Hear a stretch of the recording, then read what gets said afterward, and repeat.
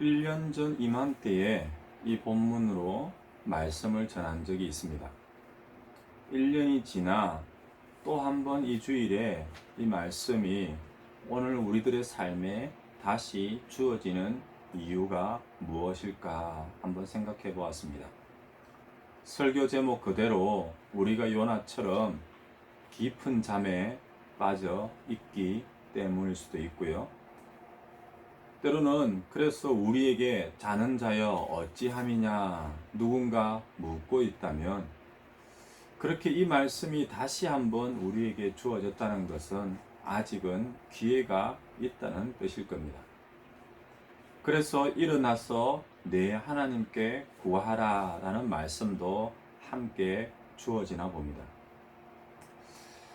오늘 말씀을 그대로 전하면요, 이 말씀의 주인공부터 우리는 생각해야 됩니다. 주인공은 요나이죠. 이 요나의 이름에는 뜻이 있다고 했습니다. 그 뜻은 비둘기입니다. 비둘기 하면 여러분들은 무엇이 제일 먼저 떠오릅니까? 언제부터인지는 모르지만은 비둘기 하면 많은 사람들이 평화의 상징 그렇게 생각합니다. 혹시나 성경에 나오는 이 요나로부터 비롯된 것인가 한번 생각해 보게 됐습니다. 하지만 현대에 이르러서는 이러한 평화의 상징인 비둘기가 사람들에게 골칫덩이 취급을 받고 있습니다. 산비둘기, 집비둘기, 공원에서 무리지어 사람들이 던져주는 먹이를 먹는 비둘기.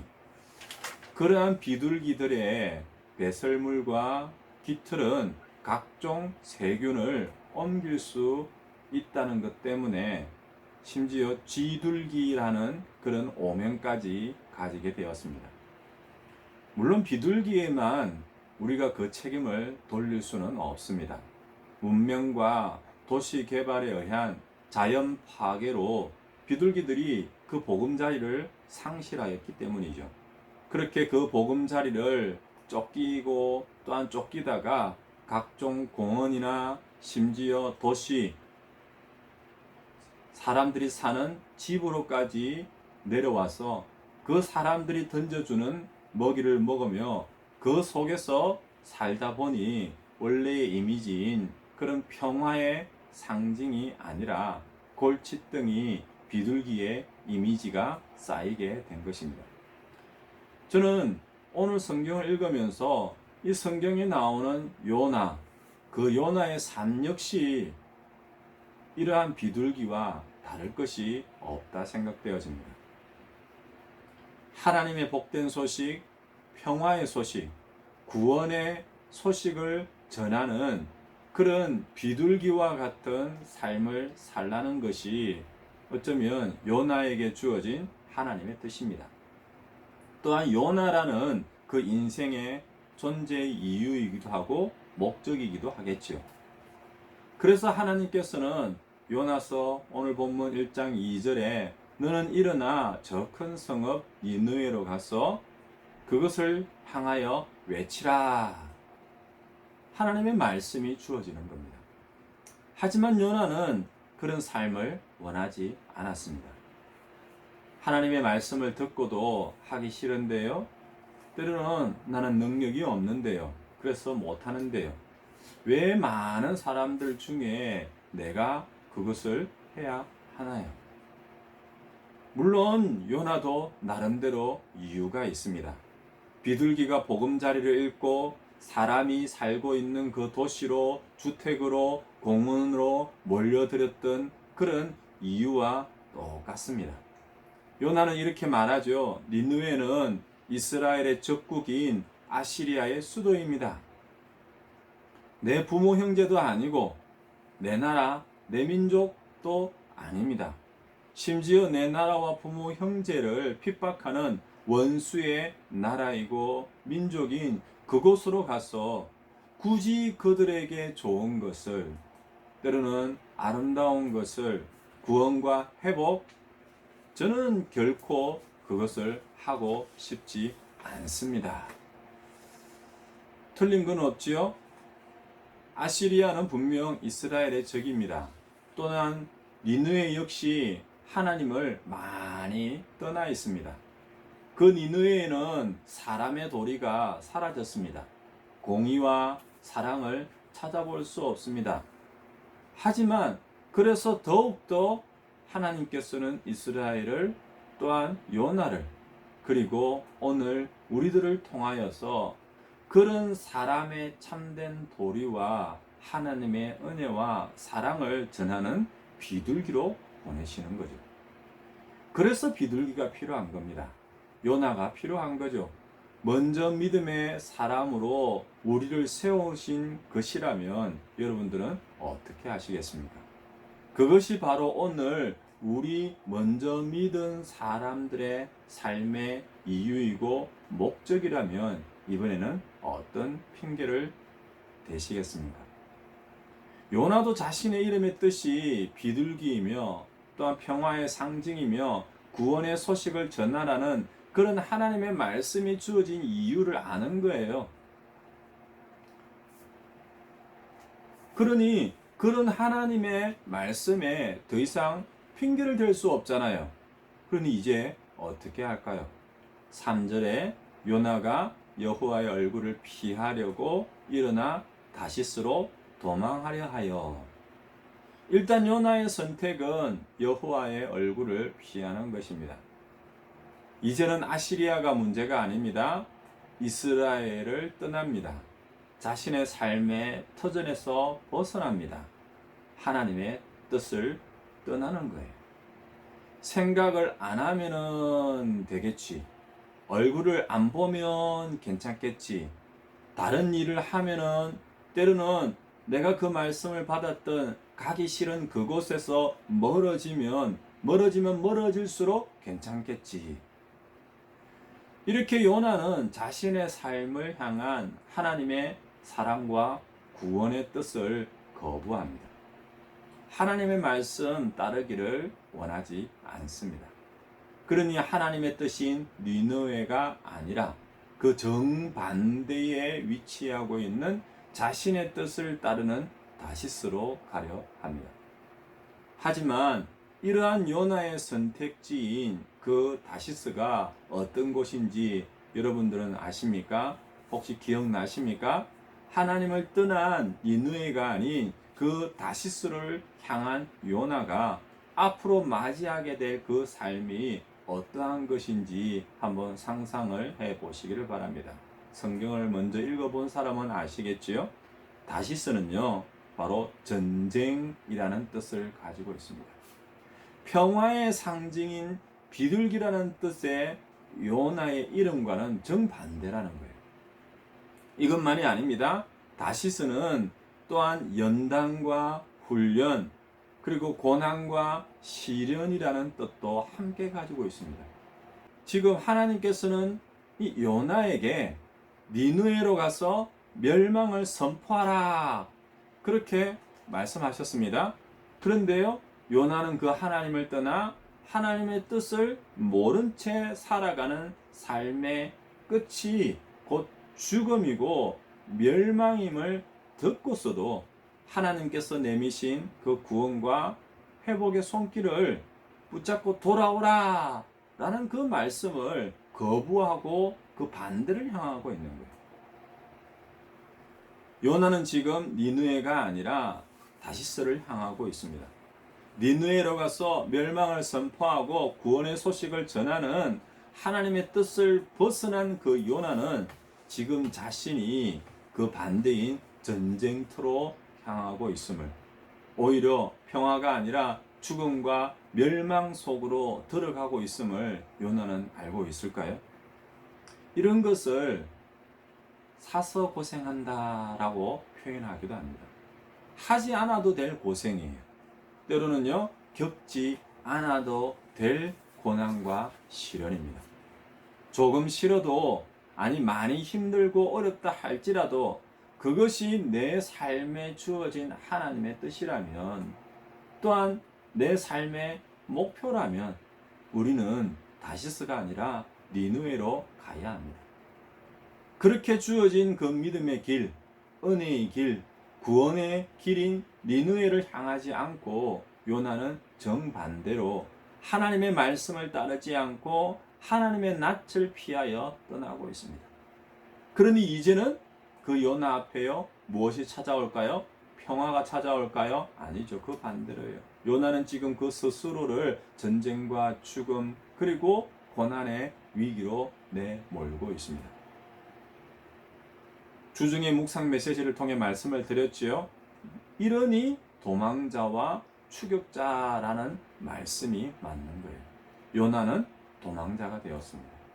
그런 요나를 쫓아 다시 그 요나를 그 이름 그대로 평화의 상징, 비둘기로 세우려는 하나님께서는 추격자가 되십니다. 그래서 4절 말씀에 하나님께서 바다에 큰 폭풍을 내리셔서 다시스로 향하는 그 요나가 탄 배를 멈추게 합니다. 그리고 그 배가 깨어질 정도로 뒤흔들어 놓습니다. 그러니 배에 타고 있던 사람들은요, 난리가 난 거죠.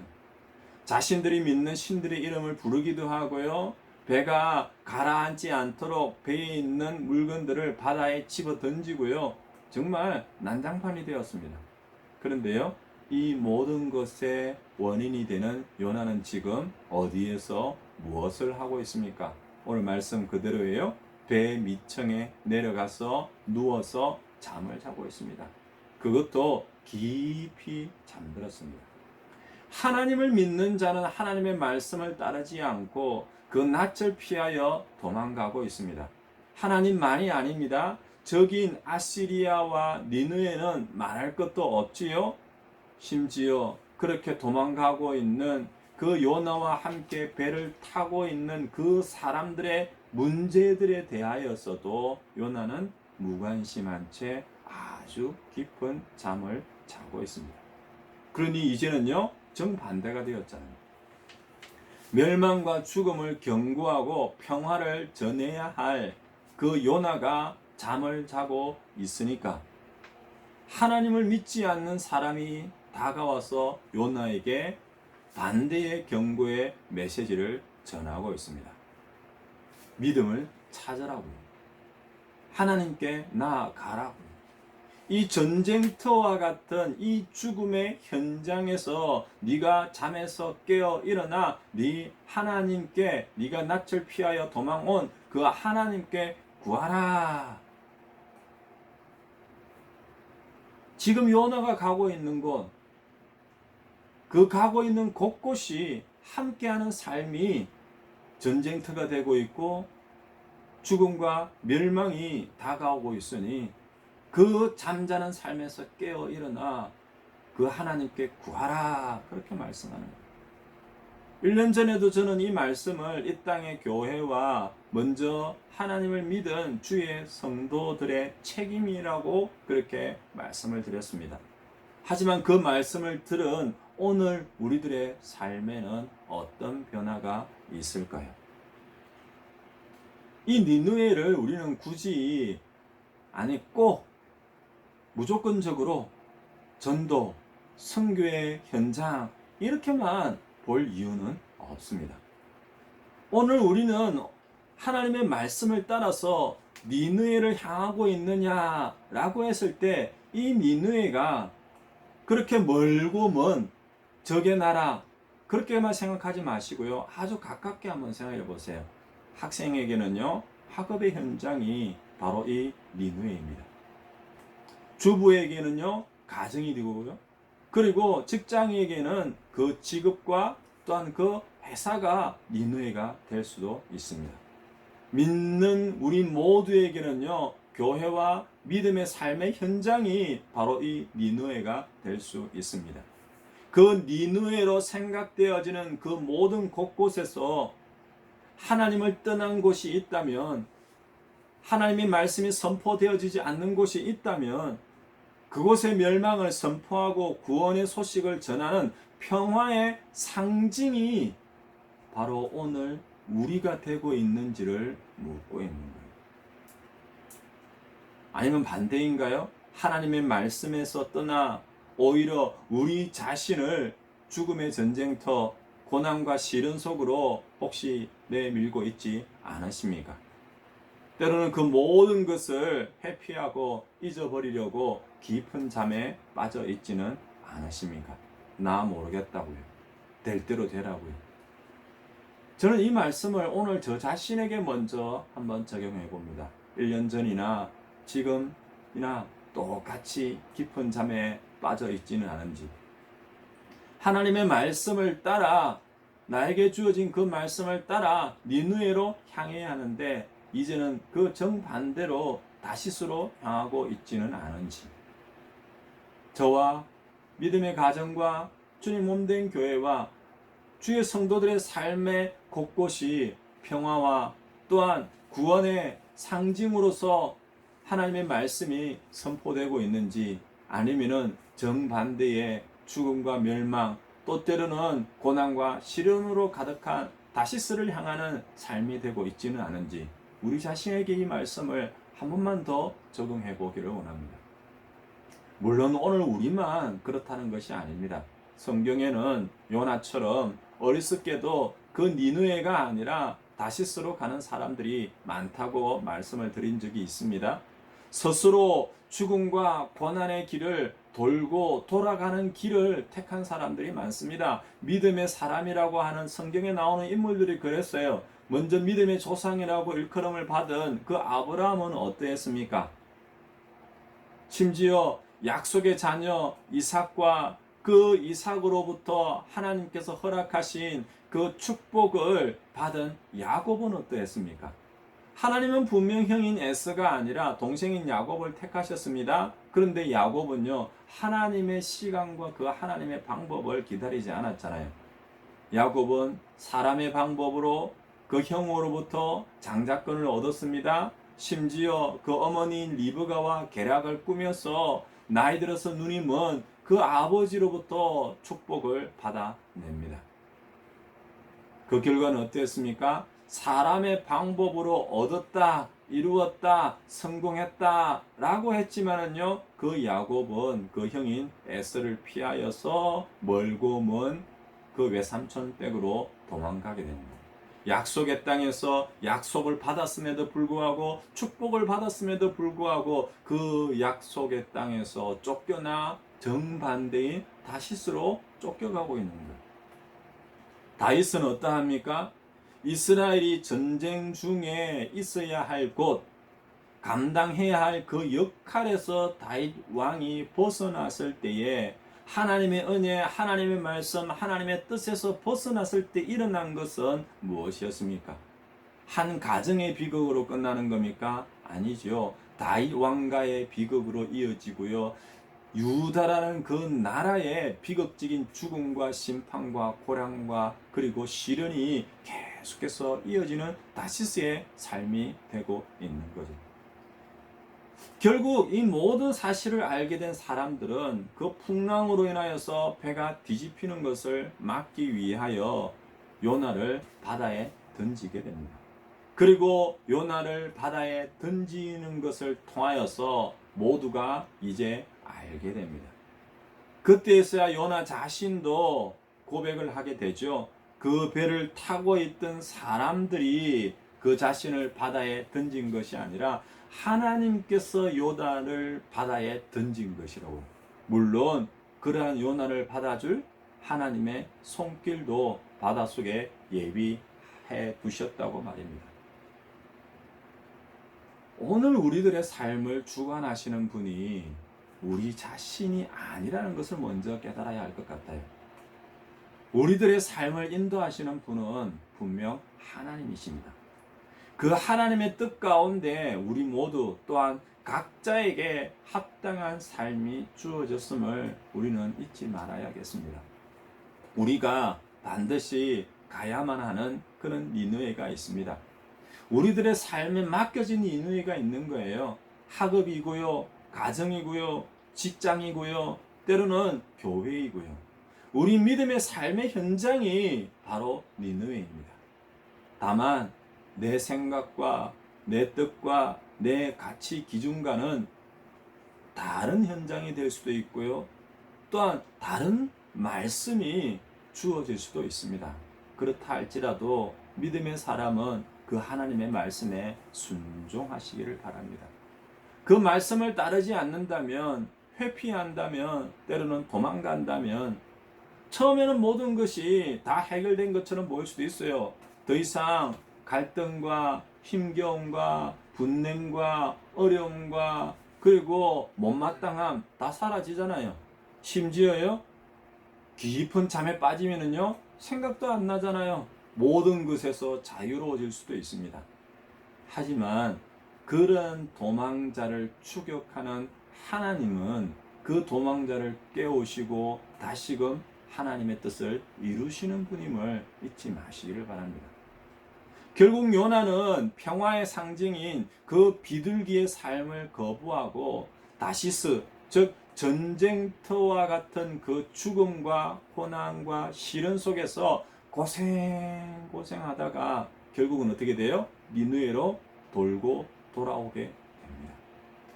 원래 그 하나님의 말씀 앞에 우리로 하여금 다시 서게 하시는 거예요. 그때에서야 우리는 그 길을 갑니다. 하지만 얼마만큼 많은 시간과 그런 길들을 돌고 돌아왔을까요? 성경을 보면요, 아쉽게도 이 요나는 그 이후에도 결코 자원하는 마음은 아닌 것 같아요. 정말 싫은 것은 싫은 거예요. 그래서 요나도 계속해서 불만입니다. 심지어 니느웨로 가서 하나님께서 멸망을 선포하라 그랬으니까 진짜 짧게 조금은 무성의하게 보일 정도로 그렇게 멸망을 선포하기만 했을 뿐인데, 그런데요, 하나님의 뜻인 거예요. 니느웨가 회개하고 구원과 평화를 찾는 것을 보며 이 요나는요, 또 한 번 하나님을 원망하기도 하고요, 불평하기도 합니다. 그럼에도 우리는 한 가지를 분명히 알아야 합니다. 우리가 언제부터 하나님의 사람이었을까요? 우리가 언제부터 믿음의 사람이었을까요? 우리 역시 니느웨처럼 멸망의 선포 앞에서 겨우 하나님께로 돌아온 사람임을 우리는 잊지 말아야 하는 거예요. 나 자신이 구원의 은혜를 받은 것이 그렇게 구원의 은혜를 받은 것을 우리가 잊어버리면 안 되는 거예요.